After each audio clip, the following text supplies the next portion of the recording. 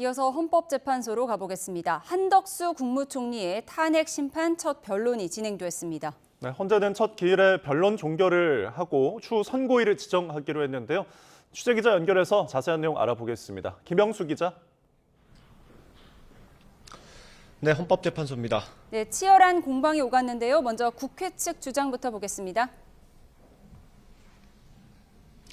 네, 국회 측은 한덕수 국무총리가 비상계엄 당시 흠결 많은 국무회의를 보고도 특별한 대응을 하지 않았다며 내란 행위를 묵인 또는 방조했다고 주장했습니다. 또 계엄이 해제된 뒤로도 불확실성을 키웠다고 비판했습니다. 내란 특검 후보자 추천을 거부한 것, 또 적법하게 선출된 헌법재판관 후보자의 임명을 거부한 걸 근거로 들었습니다.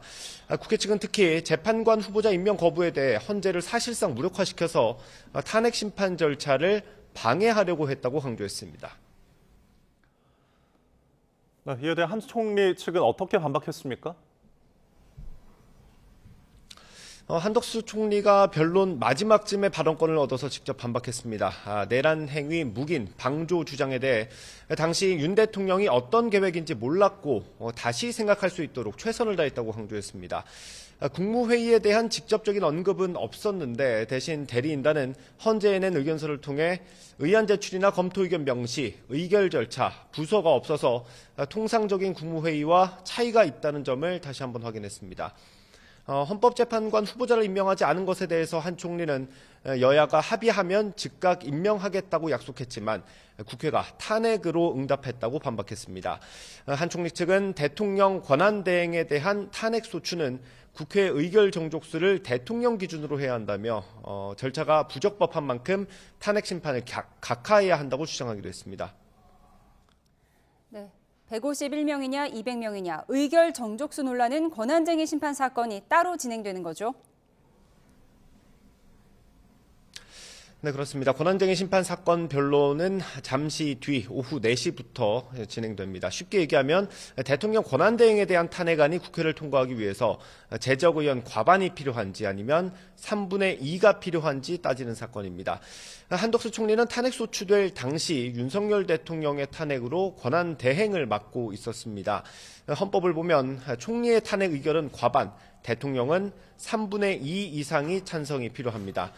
당시 야당은 총리를 기준으로 보고 192명의 찬성으로 탄핵안을 통과시켰고 국민의힘 의원들은 자신들의 표결권이 침해됐다면서 권한쟁의 심판을 청구했습니다.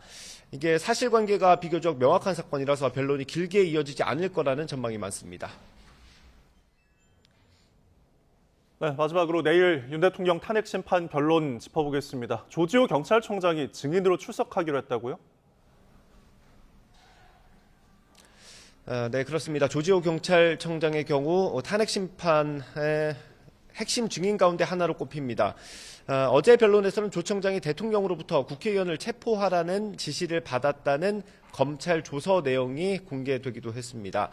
앞선 2차례 증인 채택이 있었지만 혈액암을 투병하고 있다는 이유로 불출석 사유서를 냈었고요. 이번에도 불출석 사유서를 내기는 했는데 조지호 경찰청장 측이 YTN 취재진에게 내일 10차 변론에 증인으로 출석하기로 했다고 밝혔습니다. 조 청장의 증인 신문은 내일 오후 7시로 예정돼 있습니다.